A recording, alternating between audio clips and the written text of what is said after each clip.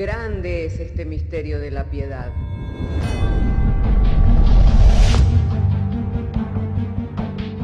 Si se destruyeran los fundamentos, ¿qué ha de hacer el justo? Porque con un solo sacrificio hizo perfecto para siempre a los santificados. Justificados por la fe, tenemos paz para con Dios.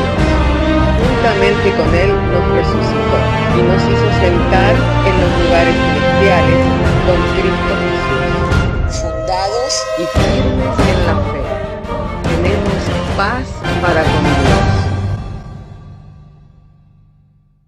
Bienaventurados los pobres en espíritu, porque de ellos es el reino de los cielos. Bienaventurados los que lloran, porque ellos recibirán consolación. Bienaventurados los mansos, porque ellos recibirán la tierra por heredad. Bienaventurados los que tienen hambre y sed de justicia, porque ellos serán saciados. Bienaventurados los misericordiosos, porque ellos alcanzarán misericordia. Bienaventurados los de limpio corazón, porque ellos verán a Dios.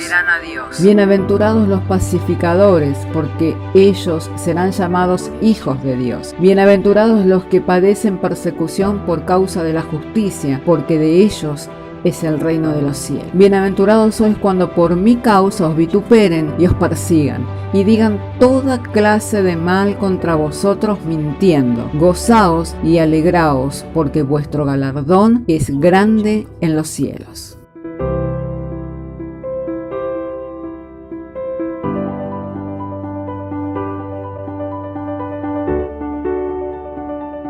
Alabado y santo sea el nombre del Señor. Les saludo y les abrazo a todos los hermanos en el amor del Señor. Estamos agradecidos porque estamos abriendo las Escrituras en el día de hoy, en el libro de los Hechos, en el capítulo 22, para continuar con este estudio correlativo que venimos realizando sobre el libro de los Hechos. Así entonces, si tiene su Biblia, le invito para que abramos juntos en el capítulo 22 del libro de los Hechos para dar lectura a la bendita, a la santa palabra del Señor, y lo hacemos en el nombre del Padre, del Hijo y del Espíritu Santo, diciéndonos el Señor por medio de su santa y divina palabra. Varones, hermanos y padres, oíd ahora mi defensa ante vosotros.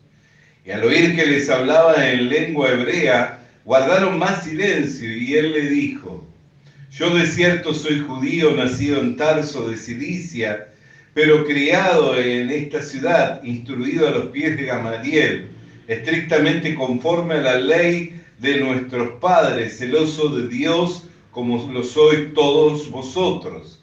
Perseguía yo este camino hasta la muerte, prendiendo y entregando a cárceles a hombres y mujeres, como el sumo sacerdote también me es testigo, todos los ancianos de quienes también recibí carta para los hermanos, y fui a Damasco para traer presos a Jerusalén también a los que estuvieran allí para que fuesen castigados. Pero aconteció que yendo yo, al llegar cerca de Damasco como a mediodía, de repente me rodeó mucha luz del cielo y caí al suelo, y una voz que me decía: Saulo, Saulo, ¿por qué me persigues? Yo entonces respondí: ¿quién eres, Señor? Y me dijo: yo soy Jesús de Nazaret, a quien tú persigues. Y los que están conmigo vieron a la verdad la luz y se espantaron, pero no entendieron la voz del que hablaba conmigo. Y le dije: ¿qué haré, Señor? Y él me dijo: levántate y ve a Damasco, y allí se te dirá todo lo que está ordenado que hagas. Como yo no veía a causa de la gloria de la luz, llevado de la mano por los que estaban conmigo, llegué a Damasco. Entonces uno llamado Ananías, varón piadoso, según la ley, que tenía buen testimonio de todos los judíos que allí moraban, vino a mí y acercándose me dijo: hermano Saulo, recibe la vista. Y yo en aquella misma hora recobré la vista y lo miré. Y él dijo: el Dios de nuestros padres te ha escogido para que conozcas su voluntad y veas al justo y oigan la voz de su boca, porque seréis testigo suyo a todos los hombres de lo que has visto y oído. Ahora pues, ¿por qué te detienes? Levántate y bautízate y lava tus pecados invocando su nombre. Oremos al Señor. Padre, queremos darte gracias porque nos concedes sentarnos en torno a tu palabra para meditar en cuanto a la misma, Señor, y no queremos traer nuestras ideas, de nuestro parecer acerca de lo que las Escrituras manifiestan, sino queremos tu gracia por medio de la revelación del Espíritu Santo, poder llegar a descubrir en esta Escritura tu voluntad, Señor, al igual, Señor, que lo que tú quieres expresarnos por medio de tu Espíritu Santo, creyendo en que al pedir algo de acuerdo a tu propósito, tú nos oyes, y así como nos oyes, nos responde. Te damos gracias por Jesucristo, Señor nuestro. Amén. Y tomen asiento los hermanos. Hermanos, ya aquí el apóstol Pablo había llegado a Jerusalén, y como le había sido anunciado, el varón de quien era el dueño del cinto, le esperaban cadenas y le esperaban cárceles en Jerusalén, así fue cumplida la palabra de Dios en la vida del apóstol Pablo. Pero para el apóstol Pablo era una oportunidad más para testificar de todas las cosas que él había vivido, de todas las cosas que él había oído, de todas las cosas que él había visto, porque ese era su ministerio. Dios le había llamado para que él fuera testigo de todo lo que vería y de todo lo que oía, y que lo iba a enviar a los gentiles para que cumpliera su ministerio, pero que al final de los tiempos también él iba a ser el instrumento de las manos del Señor para anunciar este mensaje a las autoridades, a los principales, tanto de la nación de Israel como también de Roma. Amén. Así, por medio del apóstol Pablo, tuvieron la oportunidad reiteradas veces los ancianos de Israel, los principales de la sinagoga, así como las autoridades del templo, como los sumos sacerdotes, de oír el testimonio, de oír la palabra de Dios por medio del apóstol Pablo. Pero quienes tenían mayor resistencia en cuanto a la obra que Dios quería hacer por medio del apóstol Pablo era justamente la religión organizada, era el pueblo judío, los que tenían mayor resistencia. En realidad, tanto como el Señor Jesucristo, al igual que el Señor Jesucristo, el apóstol Pablo fue entregado por los de su propia sangre, fue entregado por su propia nación a la muerte. Lo que impidió que Pablo muriera en reiteradas oportunidades era que el propósito de Dios era que él testificara no solamente a la nación de Israel, sino a las principales autoridades de aquel imperio, el imperio romano, por lo cual tuvo que verse en la necesidad de apelar al César, y de Jerusalén tuvo que partir hacia Roma, como lo vamos a ver en capítulos más adelante. Pero lo que podemos mirar, hermano querido, que él no usaba argumentos para defenderse ante las autoridades. A lo que él llamaba su defensa era compartir el testimonio de su propia experiencia. Ni siquiera se ponía a disertar en cuanto a los escritos, en cuanto a lo que los profetas habían anunciado y mostrado cumplidamente cómo es que se había cumplido toda la palabra de Dios en la persona del Señor Jesucristo. Él no altercaba con los judíos ni con las autoridades de Israel en cuanto a las escrituras, sino que se limitaba a compartir su experiencia, compartir su testimonio. ¿Por qué? Porque él sabía que la nación de Israel no iba a recibir su mensaje, que el pueblo judío no iba a recibir su mensaje. Por eso lo único que hacía como argumento de su defensa era compartir su experiencia, compartir su testimonio, por si ahí alguno oyendo pudiera volverse en su corazón. Lo cual no sucedía, porque principalmente los que estaban ahí eran los que estaban para acusarle, o los que armaban las revueltas o los alborotos para que le tomaran preso y así pudieran callarlo. Pero aquí nosotros podemos mirar, hermano amado, cómo este varón se había entregado enteramente a la voluntad de Dios. y no necesitaba argumentar para defenderse por las injurias, por las difamaciones, no necesitaba argumentar para defenderse ante quienes lo acusaban. ¿Por qué? Porque él sabía que si estaba ahí, estaba por el propósito de Dios, por el designio de Dios. Ya vimos en los capítulos anteriores que aun cuando él quiso congraciarse con la nación de Israel, mostrando que guardaba la ley, cumpliendo con los votos de purificación y pagando aún por sus compañeros que también habían hecho votos de purificación en el templo y cumpliendo con la ley, con los ritos del templo, así y todo, él también fue tomado preso. Pues vinieron los judíos de Asia que le reconocieron y comenzaron a gritar: ayúdennos, ayúdennos a apresar a este hombre, quien es el que en todas partes habla en contra del templo, habla en contra de la ley de Moisés y envía a que no se tienen que circuncidar los descendientes de Israel. Enseña que no tienen que circuncidarse los descendientes de Israel.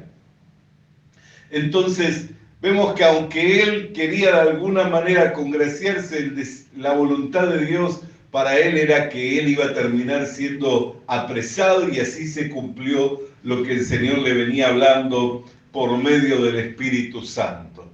Así que no argumentaba para defenderse ni trataba de convencerlo a los que lo acusaban de que Jesús era el Cristo, sino que compartía su vivencia. Por eso nosotros vamos a ver que en todas sus defensas, tanto la que hizo durante esta acusación como las que hace posteriormente, él se limita a hablar siempre del mismo hecho, que él era un hombre piadoso, era un hombre celoso de la ley, perseguidor de la iglesia, pero que yendo de camino a Damasco se le apareció el Señor y una voz que le dijo: Saulo, Saulo, ¿por qué me persigues?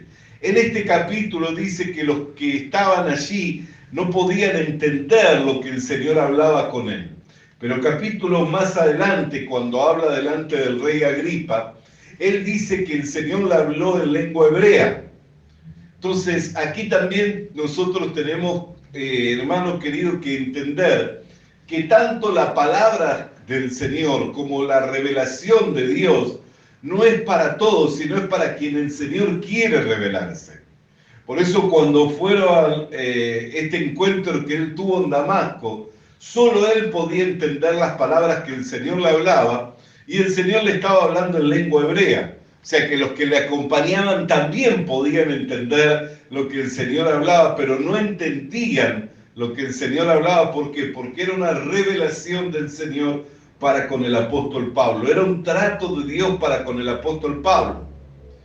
Y esto nos lleva a entender, hermanos, que muchas veces lo que nosotros entendemos por medio de la fe y en nuestra comunión y en nuestra relación con Dios, no todos lo entienden.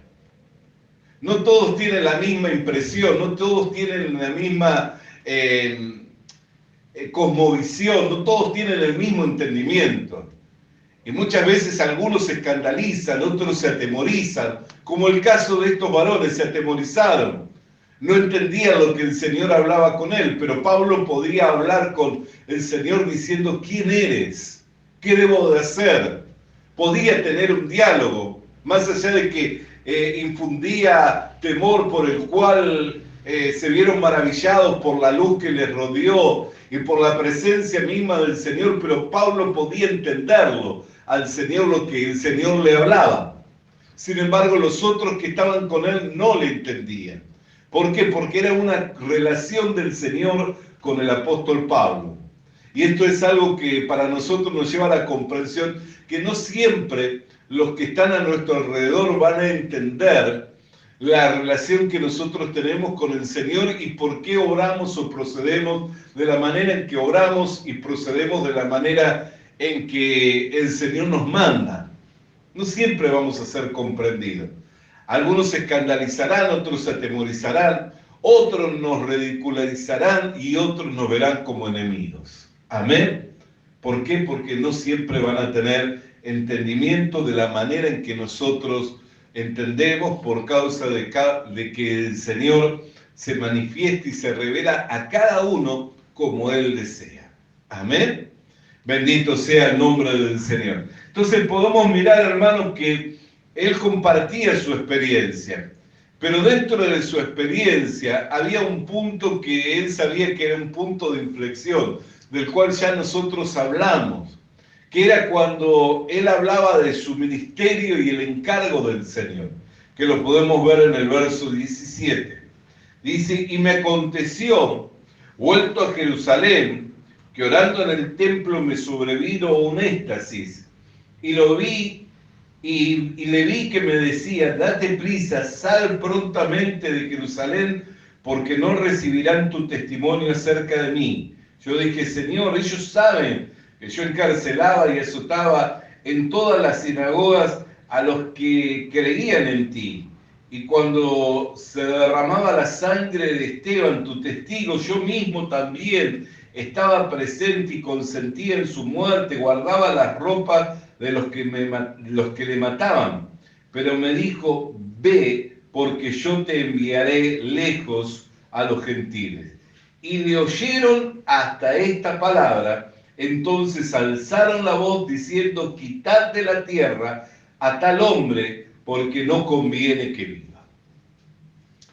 Fíjense que cuando él comienza a hablar en lengua hebrea, dice que comenzaron a escucharle con mayor detenimiento. ¿Por qué? Porque les estaba hablando en su lengua. Y ahí había él captado la atención y hasta este punto le acompañaban, escuchándolo atentamente, y ninguno lo interrumpía. Sin embargo, él, pudiendo obviar este punto, no lo oyó. Él sabía que si él hablaba, ¿por qué? Porque ya había sucedido. Ya había sucedido y él sabía que ese era el punto de inflexión donde se iban a alborotar, donde se iban a escandalizar. ¿Por qué? Porque ese punto significaba que ellos eran un pueblo ya desechado. Ese punto significaba que Dios ya tenía otro pueblo escogido entre todas las naciones de la tierra. Y ellos sabían que ese punto, él sabía que ese punto los iba a escandalizar y lo iban a hacer que se pusieran en contra. Sin embargo, no lo vio. Él podía obviarlo y seguir teniendo la atención de ellos. Pero no lo vio, ¿por qué? Porque él era testigo de lo que Dios le había manifestado y no podía reservarse nada de todo lo que el Señor le había hablado. Aún mismo él, cuando el Señor le dijo, levántate y vete de Jerusalén, él mismo le dijo, pero yo soy el indicado. De alguna manera le estaba diciendo, si yo perseguía y apresaba a los que seguían este camino y consentía en la muerte de tu testigo Esteban, teniendo las ropas de los que le mataban, ¿no piensas que de alguna manera mi testimonio de conversión, mi cambio, puede de alguna manera influenciarlos a ellos? Sin embargo, el Señor le dijo, ve pronto porque te envío a los gentiles. No van a recibir tu testimonio. No importa qué tan drástico, qué tan dramático sea tu conversión. No importa qué tan dramática sea tu conversión, no lo van a recibir al testimonio. Ya Dios sabía quiénes estaban predestinados y ordenados para esta salvación. Entonces, él podía obviar este punto, sin embargo no lo obvió. Él manifestó el qué, que ellos eran un pueblo, el cual ya no eran ese pueblo especial entre las naciones de la tierra, esa nación que Dios había escogido para que reinara, esa nación que tenía un sacerdocio descendiente de Aarón, de un linaje especial. Ya no eran ellos esa nación especial entre todas las naciones de la tierra, pues Dios se había reservado otro pueblo entre las naciones de la tierra, entre los no judíos, entre los gentiles.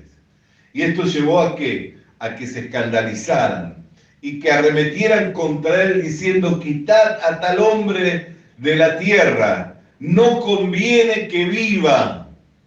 Fíjese el impacto. No conviene que viva tal hombre, decían. Y cuando ellos gritaban, arrojaban sus ropas y lanzaban polvo al aire, mandando el tribuno que le metiesen en la fortaleza, ordenó que fuese examinado con azotes para saber por qué causa clamaban así contra él. Pero cuando le ataron con correas, Pablo dijo al centurión que estaba presente: ¿os es lícito azotar a un ciudadano romano sin haber sido condenado? Y cuando el centurión oyó esto, fue y dio aviso al tribuno diciendo: ¿qué vas a hacer? Porque este hombre es ciudadano romano. Vino el tribuno y le dijo: dime, ¿eres tú ciudadano romano? Y él dijo: sí. Respondió el tribuno: yo con una gran suma adquirí esta ciudadanía.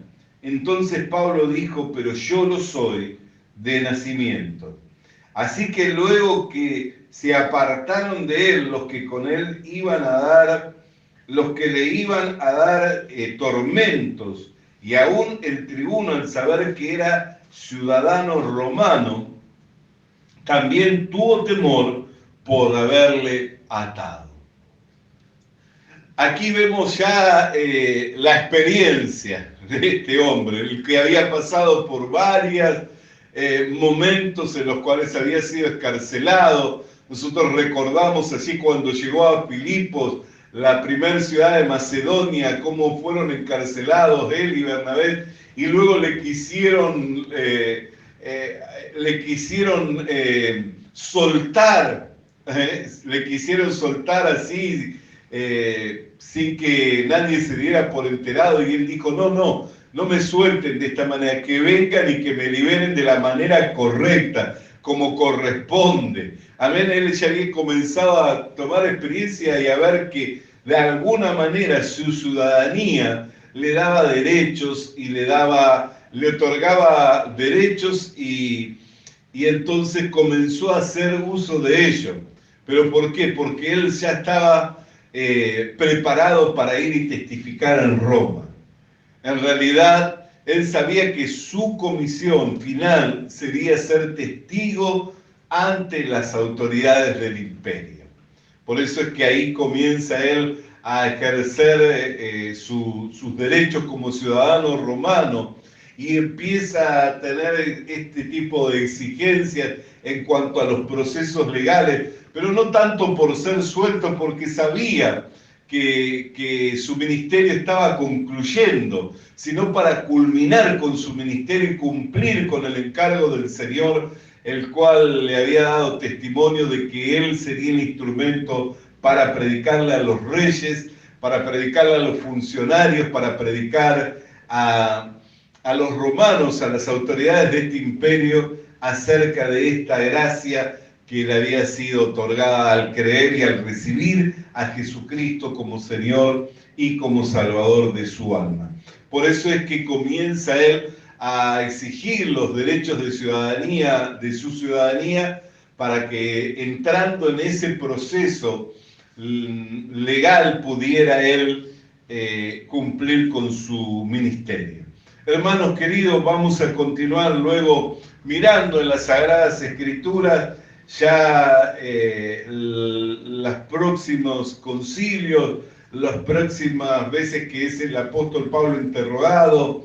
Ya los próximos capítulos prácticamente son de los últimos procesos, hasta que termina encarcelado en Roma, como podemos leer en el libro de los Hechos. Pero nos reservemos entonces para mirar la palabra de Dios y continuar así, de esta manera, correlativamente con los estudios de capítulo a capítulo del libro de los Hechos. Vamos a orar al Señor. Padre, queremos darte gracias porque nos has dado traer hoy la meditación de este capítulo, y la reflexión que podemos ver, Señor, es un hombre entregado a tu voluntad, Señor, no buscando él defenderse ni argumentar ante quienes la acusaban, y aún mirando, Señor, los recursos que él tenía para cumplir con su ministerio, que era testificar a los principales de Israel como también a los principales del imperio de Roma.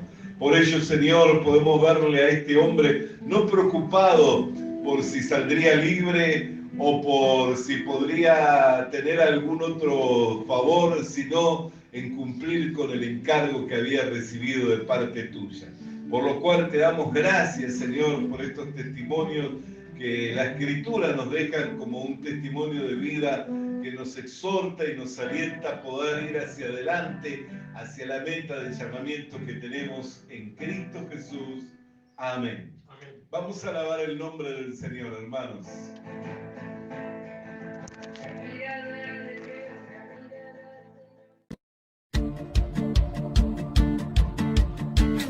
Visita nuestras redes sociales. Visita nuestras redes sociales. Suscríbete activando la campanita. Suscríbete activando la campanita. Comparte con nosotros el mensaje de la palabra de Dios. Comparte con nosotros el mensaje de la palabra de Dios.